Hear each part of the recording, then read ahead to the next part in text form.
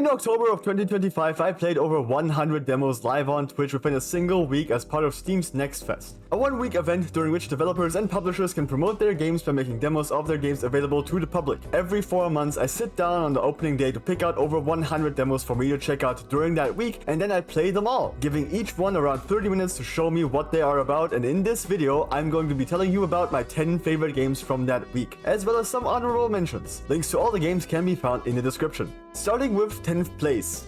Voima. Voima is a strange experience that I actually didn't spend a lot of time in, but god if it didn't leave a lasting impression. A sandbox survival crafting game that at first glance takes place on a grid. We've seen a bunch of these before, but Voima tries to set itself apart not just by making you a silly colorful bear, but more so by giving you a lot more freedom when it comes to building. But let's not get ahead of ourselves. Like many similar games, you start by generating a world according to the parameters you set. For my experience, I kept everything on its default settings, just to get a good baseline for what we're working with. Immediately upon clicking play, we actually get to watch our world generate in front of our eyes, which is really neat. And once that's done, we just get dropped into the ocean, so I guess we should try to get up on land? All of which is floating way high in the air. Making it onto solid land, our instincts kick in and without hesitation we go to punch a tree. Every hit slowly pixelates the tree some more, indicating how damaged it is, and every couple of hits we receive 1 block of wood. So let's just keep punching and see how things go. Oh god, it's falling. Timber, I guess. We could keep punching this fallen tree, or we could use it as a fucking bridge. Hell yeah, dude. That's what I'm fucking talking about. Anyway, now that we've gathered a bit of wood, let's see what we can do with it. Opening our inventory also opens our crafting menu. Curiously, some recipes require 0.25 of a block. This is basically Minecraft log to planks, just presented differently. So we make a bunch of planks and get to building, and this is where things become really fun. When you want to place a block, you can change its color and scale, going from 0.25 by 0.25 up to 2 by 2. And placing blocks of different sizes only consumes the appropriate amount of your resources, so if you are placing a block of the size 0.25 by 1, your resource won't go down until you've placed a good amount of them.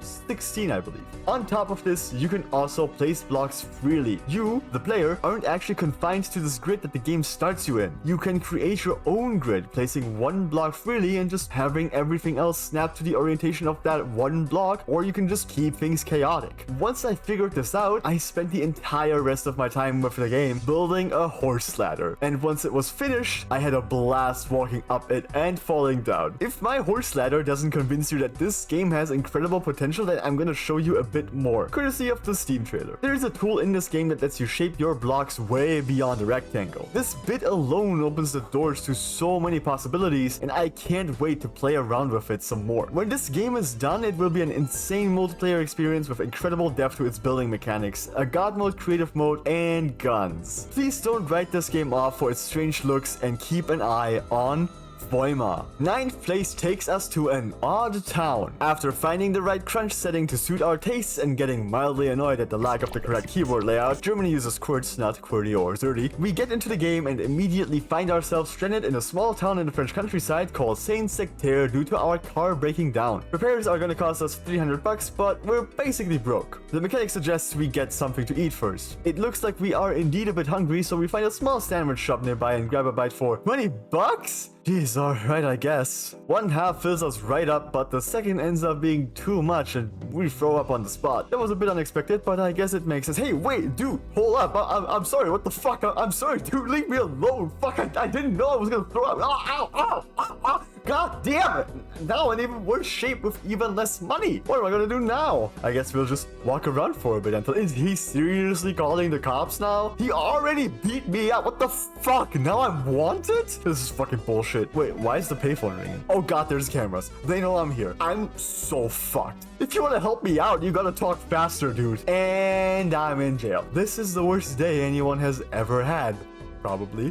Yeah, my first day in this game did not go well, but it did teach me a few things for my next attempt. Because once you go to sleep in jail, it's over. This is what the payphone guy tried to warn me about. Apparently, people who stop in this town for too long go missing after a while, and our friend on the phone is trying to solve this mystery. So he invites us to his place, an apartment on the top floor of a building labeled Le Madère, to join him, and we don't really have much of a choice. His name is Lucas, and he asks us to recruit 3 specific people. Justine, who is already looking for the missing people, Elliot, a drug dealer, and lastly, Huguette, an elderly woman who was recently fired from City Hall. In order to recruit them to the cause, though, we will first have to do some odd jobs for them, like beating up the guy who keeps tearing down posters, finding missing drugs, and destroying a car while staying outside the range of the security cameras. This is what the game is gonna be. A bunch of odd jobs to get money and information while trying not to get caught by the cops. If they do catch wind of your actions, you can always return to Lucas and change your shirt. It seems like the cops are too dumb to recognize you based on anything but your clothes. There's also a clothing store where you can buy a shirt for $10 if you're ever in a rush or you've run out of all 3 free shirts. Getting caught isn't the end either. There are 2 ways to get out of jail, but every time you use one, they make sure you won't be able to use it again. It's best to not get caught at all. Odd Town truly is odd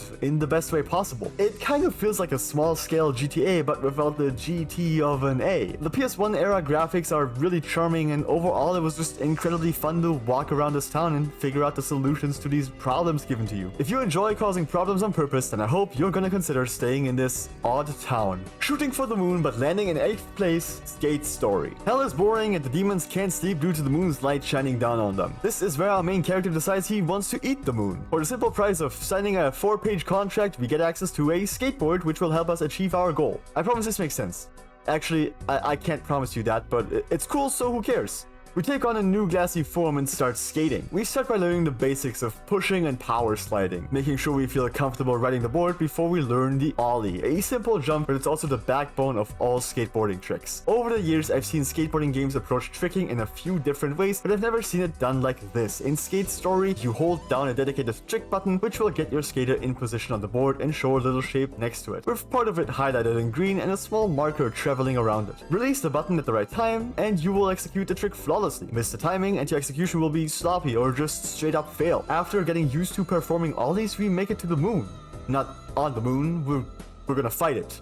And we learn how to do a pop shove it and a kickflip. Doing tricks will deal damage to bosses, and the moon is our first boss fight. Doing the same trick over and over again will result in diminishing returns, so it's important to switch it up. Different tricks require different buttons, and combining them in different ways lets you do many different tricks. The more complicated the trick, the more complicated the shape, and once we get to our first free roam area, we can really try this out. Heel flip, nollie, nollie double heel, heart flip, varial flip, even a tray flip. Honestly, just fucking around in the hub area is a ton of fun, but there is more to this game than just beating one moon and doing a couple of tricks. There's a whole story that's unfolding around us, higher demons trying to stop us, as well as a philosopher who is trying to support us and maybe even get us out of hell completely. We just gotta keep skating, avoid obstacles, and beat bosses. Skate Story is so cool and so fun. A wild ass setting with a cool as fuck aesthetic coming together in a fresh new take on what a skating game can be. I am all for it, I'm all about it, and I hope you too are itching to kickflip your way out of hell in Skate Story.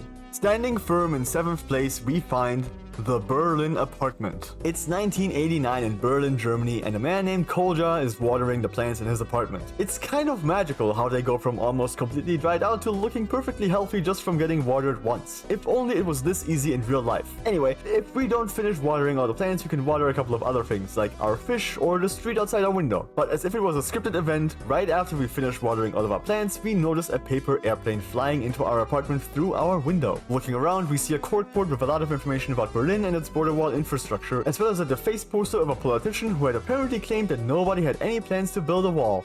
I wonder what that's about. We find the paper airplane in our window. Turns out it's a letter from a friendly neighbor on the eastern side of the wall, letting us know that our orchids need some water and that we seem to be in need of someone to talk to. We write a letter back, learn to fold the paper airplane ourselves, and send it flying to the apartment on the other side.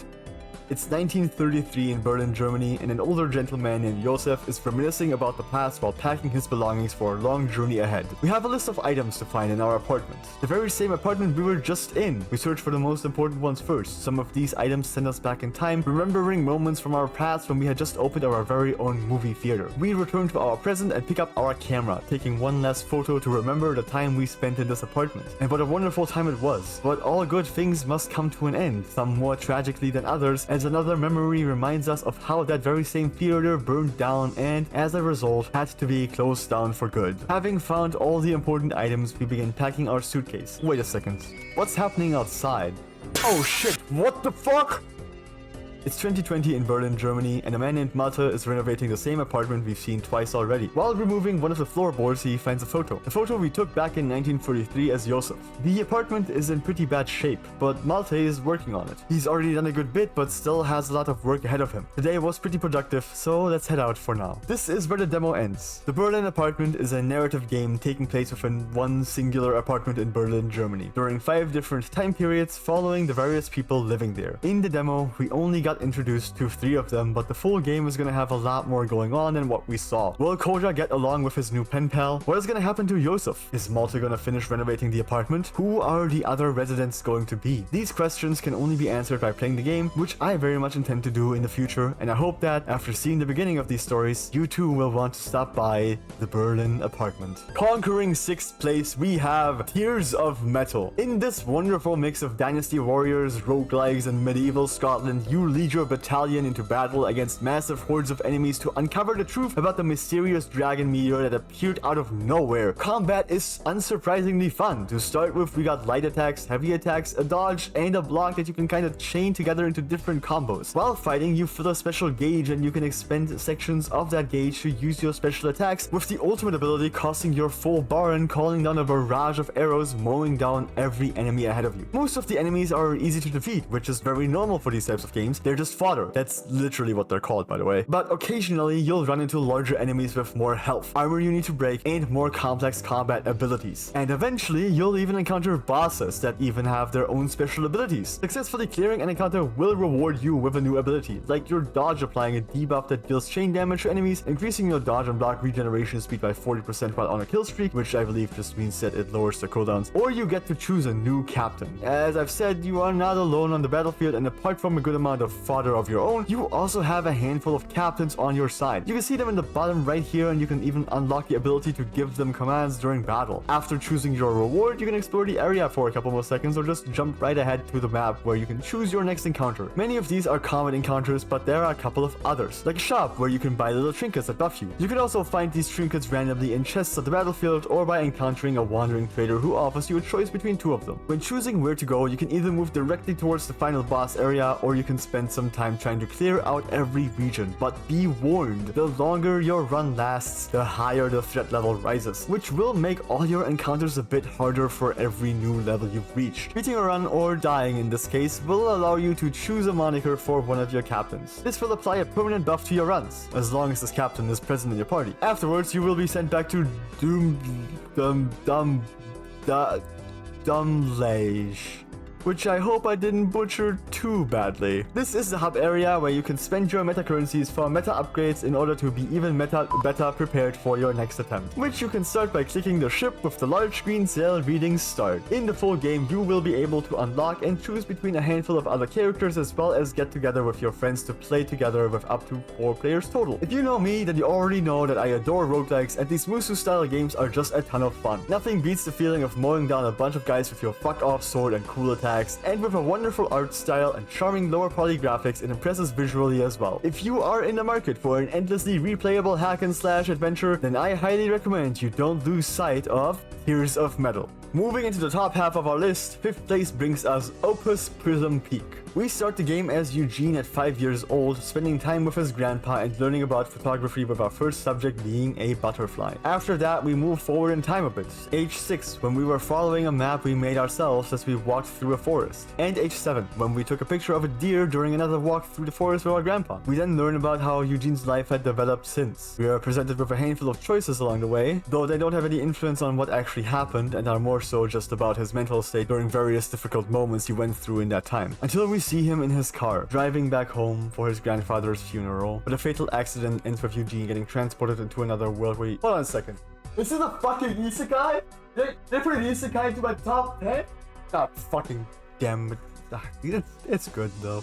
But a fatal accident ends with Eugene getting transported into another world where he meets a young amnesiac girl who claims that her home is at the top of a mountain neither of them knows how to get to. So together they are now on an adventure through this unknown land, inhabited by animal spirits who can understand and speak human language but are also dealing with amnesia, and the only thing that is able to help them remember is Eugene's camera. The demo now drops us at a train station where we are also shown a bunch of tutorials. Now able to explore, we can walk around and take as many pictures of various things as we want, like the statue that's missing its head that includes some cryptic information, or the second platform of the station, which actually presents us with a lot of interesting information. Seems like this camera might be a surprise tool that can help us later. Though more importantly, on the main platform we can find a dog spirit waiting on a bench, and after we take a photo and present it to the spirit, we're able to converse. We ask about the train to the nameless city, our current destination, but the dog lets us know that they won't be calling the train for us until we get tickets, and we gotta figure out how to get those all on our own. Which leads us to this sacred fireball, where we can offer seeds as sacrifice in exchange for camera upgrades as well as items for maintenance. But that's not what we're here for, because at this fireball we can also ask for tickets. But it would be too easy if we got them right here just like that, so the fireball presents us with a bit of a riddle. Show me golden flowers outside the window covered in vines. So now we look for exactly this. Take a photo of it, and once we present this photo to the fireball, we get our tickets. With tickets in hand, the dog spirit agrees to call the train for us, and while we wait, we sit down on the bench alongside the spirit and have a bit of a heart-to-heart, learning a lot about the spirit's past. The train arrives, we get on and find ourselves in some kind of limbo. Here we take a look at our notebook to fill in some blanks before exploring this environment further. We find a few more photos that show us more of Eugene's past, one memory from when he was 7 and another from when he was 18, saying goodbye to his friends as he was leaving for the city. Reaching the end of this area, we finish the demo and get to watch a proper trailer for this game. Opus Prism Peak is a beautiful anime-style atmospheric walking sim with a lot of mystery and a good amount of small puzzles. I love the characters I got to meet here, and I'm very excited to get to know a lot more spirits when I play the full game. The environments are beautiful, and being able to take photos of basically anything and be rewarded for it is so much fun. I am very curious to see where the story takes us in this game, and if after all of this your interest is piqued as well, then do not forget about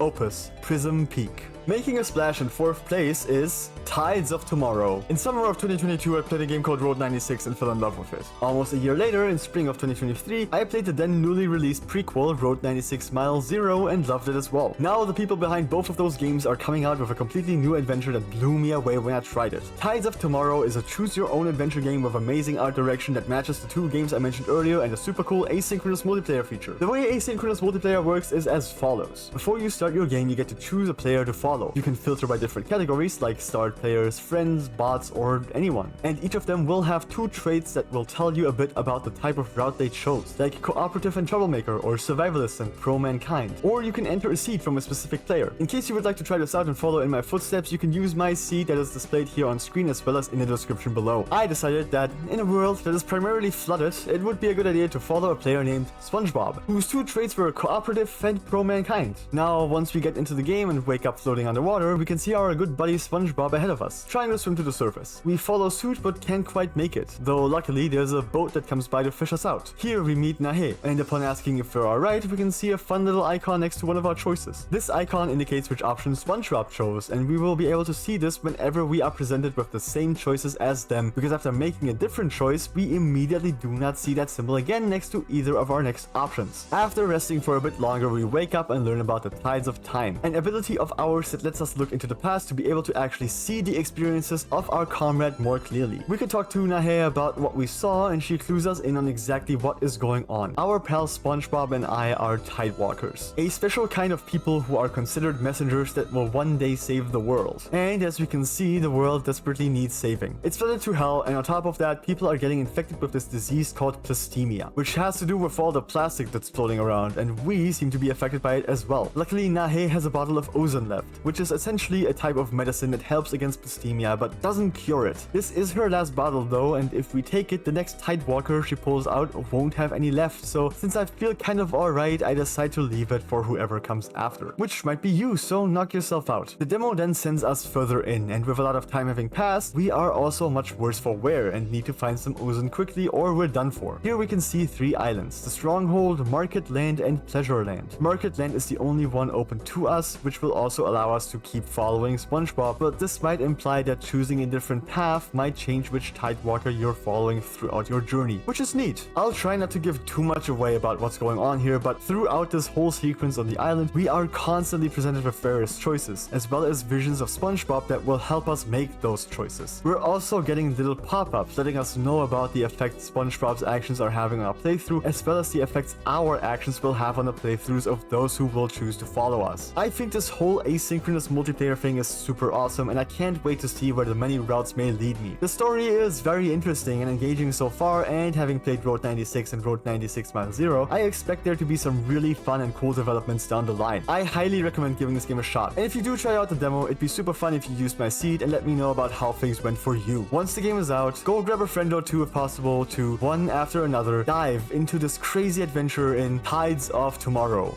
Now, before I'm going to talk about the top 3 games of this week's Next Fest, I just want to highlight a handful more games that I thought were super interesting and deserved a shout out, even if they didn't make it into the top 10 proper. I sadly won't be able to say too much about each of these games, so please take a look at them yourselves to get a better picture of what they're about. Links to each game will be in the description. This is going to be over quick, so buckle up and pay attention because here we go. Dust and Daggers is a slot machine roguelike in which you build a deck of items with various effects to roll on your slot machine. Combine those with various passive items to beat your enemies without dying. Blood Grounds is a violent turn-based tactics RPG in which you manage a team of gladiators to battle and win fights while also using the money they make to upgrade those gladiators as well as your estate. Dangerous Mountain Together is a mountain climbing rage platformer for up to 4 people in which you try to climb a mountain outfitted with various traps and obstacles as cars connected by a rope. My friends and I were laughing so hard while playing this that I was crying and one of them almost threw up. The Doll Shop is a hand-drawn psychological horror visual novel taking place in the Japanese countryside. You're a doll maker repairing dolls for the villagers who only appear as silhouettes to you because you're just not good with people. Illumination of Mansion is an incredibly fun logic puzzle game in which you use Minesweeper mechanics to find your way through various trapped rooms in this dark and spooky mansion. Can you make it to the end? The Secrets Regrow has you controlling a little gardening robot with a hose to solve puzzles by spraying water at various targets. Learn about this game's world through environmental storytelling in this retro-style puzzle platformer. Ballad As the Music Goes is a unique exploration game in which every interaction is initiated by you playing music. Learn to start conversations, call elevators, solve puzzles, and explore the colorful world of this musical adventure. Kieran is a climbing game like no other. Control each limb one by one as you climb a mountain that's never been climbed. Find the most optimal route, manage your resources, and take breaks when necessary to achieve this lofty goal. Roadside Research puts you in charge of a gas station with up to 3 of your buddies. The catch? All of you are aliens and you have to research humans while trying to keep up the facade that you are human as well. Rubinite is a difficult boss rush game about a small girl who escaped from a tragic fate and is now tasked with beating horrifying monsters using her knife and her super cool log-on ability to reclaim her kingdom. I am sorry that I can't talk about these games in more detail, but if any of them caught your eye, then I highly recommend you check the description to take a closer look. Just because they didn't make it into the top 10 doesn't mean they don't deserve your attention. All of these are still fantastic and super interesting experiences worth your time, so please go check them out. But now it's finally time to talk about third place, Yap Yap. My new favorite friend slot has arrived. We've all played a fair share of these dieselly cheap, chaotic indie multiplayer games, and Yap Yap is trying to capitalize on this trend, and in my eyes, it's succeeding. Here's the idea. You and your friends, up to 6 players total, are a bunch of shitty little wizards, affectionate, who just want to cause chaos and destroy everything they can inside the tower of an archmage. To accomplish that goal, you cast various spells through your wands. At the beginning of every run, the game will provide all players with a wind wand by presenting these breakable branches on this tree in the lobby. All wands have 3 spells, and this one's spells are Aerobus, a wind projectile, Tempest, a tornado, and Updog, an updraft that gets you to high places. You can either cast these spells by holding right click and selecting one of the spells from the spell wheel, or by saying the name of the spell out loud. Updog. This is the really fun part. The game is running speech recognition to figure out what you're saying, and you can always see your waveform and what the game interprets your speech as at the bottom of the screen. It's a bit covered up by my friends here, but you can still see what I mean. It's not perfect, but I haven't had too many issues with it, and it messing up adds to the fun and chaos of it all, so I'm not mad. Once you got all of your friends assembled and people are done fucking around in the lobby, you can try to get everyone assembled in the stone circle to start the night. This will drop you somewhere into this randomly generated maze-like tower. Your main objective is to cause damage. A lot of it. Like many of these games, you have a quota to meet and you get 3 nights to do so. Destroying things gives you points, and the bigger the thing, the more points you get from it. But there are also objectives. The objectives range from breaking making a certain amount of items with a specific type of magic, like Wind or Arcane, to burning things, stealing coins, removing guards' helmets, all the way to solving a pitch puzzle, which seems impossible because no matter how many times we tried it, we never completed a challenge. Every one of these objectives will give you a couple of extra points for completing them, so there are a good amount of points to gain every night. There's a good variety of enemies to encounter, like a floating eyeball, giant knights, and this demonic jester who is very fun but very scary at the same time. If you're not careful enough when running into one of these guys, you might end up dead, but being dead doesn't necessarily mean you're out. If an alive player finds the resurrection room, all dead players will immediately be teleported into the chamber, and you can bring them back by casting a resurrection spell that starts showing up above their heads. This takes a while and might feel like it doesn't work, but it eventually will. There's also an extraction zone somewhere in the tower that also has a scrying orb, which will let you see what everyone else is up to. Finishing a night brings you back to the lobby, where you can buy stuff at the shop with your accumulated wealth, but maybe don't be too hasty because all the money is shared. Pick up new wands, grab a torch, get some broccoli, or buy a magic potion. You can store up to 3 items in your inventory, not counting the 2 active items in your main and offhand that you can swap between, which means dual wielding wands is entirely possible. And the shop isn't the only place where you can get new wands, because if you're lucky and go exploring enough, you might come across a new wand in the tower, like this piss wand my friend found. Moving on. For every player who dies that doesn't make it out, you lose a good amount of points, so keeping an eye on your friends and finding the resurrection room in case of an emergency is definitely recommended. Unless you want to get crushed by a giant moon. Someone's probably into that, huh? Since I've written and recorded this part, the game has come out and a handful of things have changed. These changes don't really impact my final thoughts on this game, so let's go back and hear what I have to say. This game is genuinely so fun to me. I haven't enjoyed one of these games this much since Lethal Company, and I think it's genuinely my favorite of this strange new genre. The player character designs are silly, and the voice casting mechanic is extremely fun. But what I really love most is the pure chaos it's all built on. The objective is to destroy and be a menace, which gets me into a completely different mindset from games like Lethal Company or Repo, where you have to actually bring shit with you, and it just lets me enjoy my time a lot more. If being a little wizard shit affectionate feels like a good use of your time, then I highly recommend grabbing some friends and playing Yap Yap. Securing itself a very respectable second place is Curse Mark. His soul may never ascend. He who bears the curse mark, a tether to this lesser plane, the lightless realm. Well, I guess it sounds like we're stuck here. As a knight waking up on the shore of a beach, it looks like we gotta fight our way out of here, and oh god, that's how large our swing is? That's so much range, holy shit. I'll fucking take that. Also, for once, my stupid face is not covering up any vital information. Everything important in the left corner is still clearly visible to everyone. Health, healing potions, and this number currently at 0 that we'll get into later. Moving along, we make it to this shrine thingy that had this astral tier thingy just lying around, which we grabbed, and now we can use the astral tier to unlock our very first skill, and what better skill to start with than Fireball. We use it to blow up a bunch more enemies, one of which drops this rune thingy, which gives 1 skill of ours plus 1 attack count, which doesn't seem like it's doing much equipped on our basic attack, but immediately becomes much more fun when applied to the Fireball. A second shrine gives us a random blessing of plus 10 attack speed, which we'll gladly accept. And with that, we've made it out of the tutorial and into our hub area, where we learn a little bit about the lore and our goal, reaching the Temple of Iron. This one right here, but looking at the rest of the map, this might not actually be the end. Exploring the area a bit more, we find a training dummy skeleton, as well as another astral tier with which we unlock a super sick lightning spell for our ultimate slot. We can now check the various skills that exist in this game. 3 categories: spells, wards, ultimates. We have 7 types each: celestial, divine, draconic, lightning, ice, rot, umbral. Our fireball and the new lightning ultimate are the only ones we have unlocked right now, and there seem to be a lot of skills that are locked for the demo, so you know what? Fuck it, we ball. In the next area, we immediately see a bunch of enemies spawn, so we try out our new ultimate ability, and oh yeah, this is awesome. After clearing the area, we get to open the big chest in the center, which rewards us with our first talisman, a ring that increases our evasion by 30% and our evasion reflection, which I think reflects projectiles that we evaded. And because we have 1 open talisman slot, it would be a waste to not equip it. We also see a notification pop up near the center of the screen saying, "Area cleared. The curse mark tightens. Difficulty +1. This is actually the second time we've seen this, which is why the counter on the left side of the screen is now at 2. It seems that with every area we clear, the encounters get a little more difficult. But before we move on, we gotta figure out how to open this gate. While exploring, we find another astral tier right next to this big rock, and that big rock has an inscription that reads, "Smite the sword with strokes thrice and 4 to open the gate to all the world." If you you are paying attention, you might have noticed a big sword sticking out of the ground right above the chest. So let's just hit that, I guess, 7 times total and the door is open. Behind it, we encounter our first boss, the Knight of Iron, who kicks my ass for the first half of the fight, making me use the rest of my healing potions due to how reckless I was. But once I stop being greedy, he stops being a problem and we beat him first try, which rewards us with another rune and this little gold nugget, which seems to be the meta currency of the game, as seemingly everything kind of asks us to pay with these things. We can't upgrade the shrine in here, but we can still use it, giving us the option to unlock a new rune slot for one of our skills. At the top of the arena, we also find a talisman shrine, with which we can upgrade our cool talisman to rank 2. We keep going deeper, increasing our difficulty with every new area cleared. We find more runes, upgrade runes, find some riddles, pick up more nuggets, and die. After dying, we're in some weird purple limbo with a large eye. Gazing into it will convert all of our gathered items into nuggets, and then we're sent back to the hub. We use some nuggets to buy an astral tear and use that astral tear along with the one we found during our expedition to unlock 2 new spells. A divine ultimate of spinning hammers and a throwing axe made of ice. I only played that one run because I didn't have time for another if I wanted to stick to my 30-minute rule, and let's be real, I can already tell that Curse Mark fucking rules. The pixel art is fantastic, the spells are cool, combat feels excellent, and exploration is fun. Various puzzles blocking different areas of the world makes it feel vast and so ready to be explored, and I'm ready to do the exploring. I enjoyed this game a ton and can't wait to properly dive into this world. If you're looking for a challenging action roguelike, then you should 100% keep an eye on Curse Mark.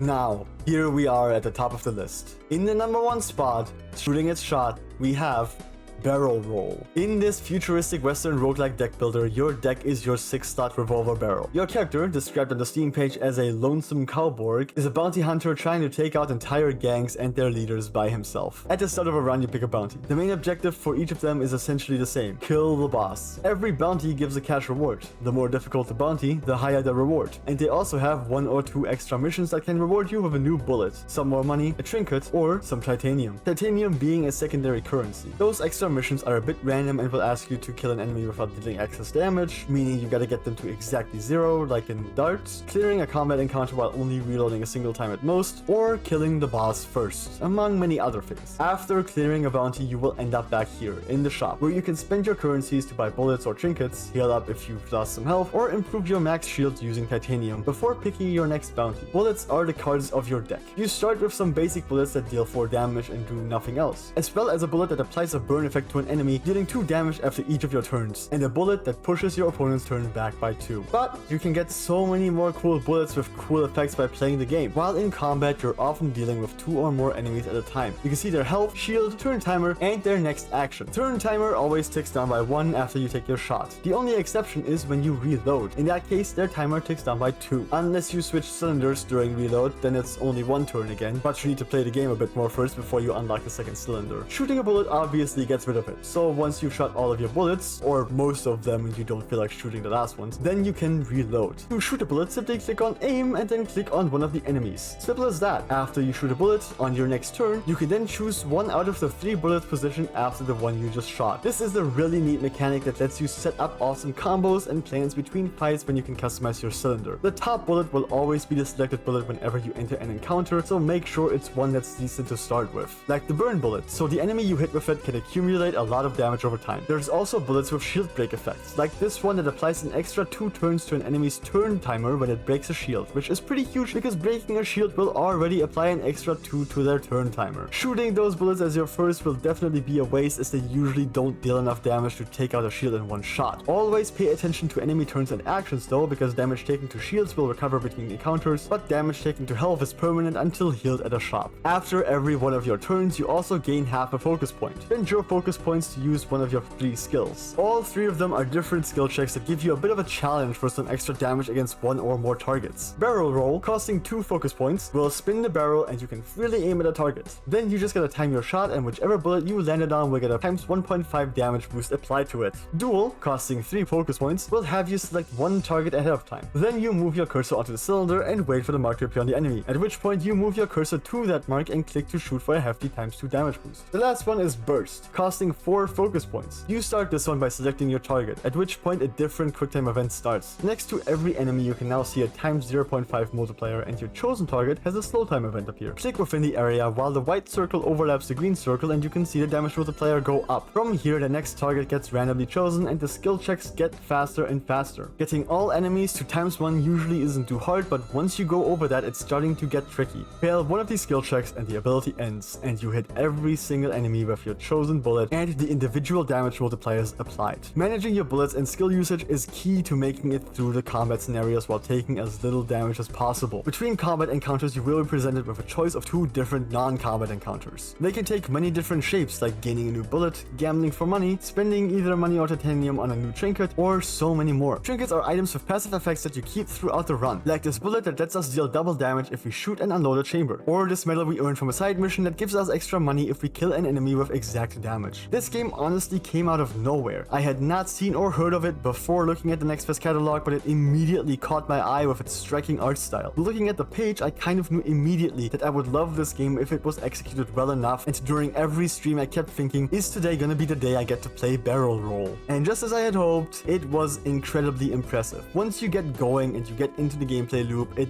kind of doesn't get much more complicated, and you just understand more of the game the more you play it. The game released very shortly after the conclusion of Next Fest, and while I would have liked to see this get really expansive and kind of complicated with its mechanics, I'm also very happy with how it turned out. For $5, it's the perfect roguelike to just sit down and bang out a round every now and then. With its incredible art style, fun bullet and item effects, and strategic turn-based combat, Barrel Roll has definitely earned its #1 spot in my top 10 list. I love the concept of confining your deck to 1, later 2 6-slot cylinders and letting you adjust everything about them anytime between combat encounters. The vibes are off the charts and everything about it just feels so exceptionally cool. If this got your attention, then you need to try out Barrel Roll.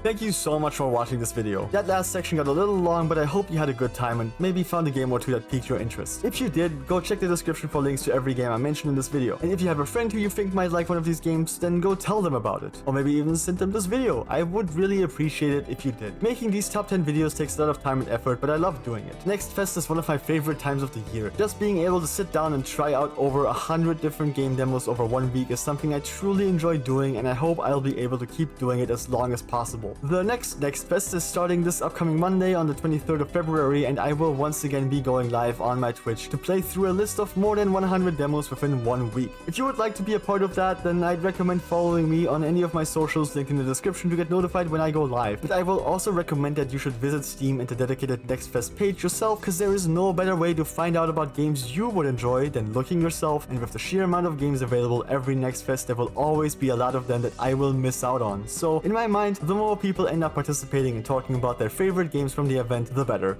Again, thanks so much for watching and sticking around. I hope you had a good time, and I will see you all next time.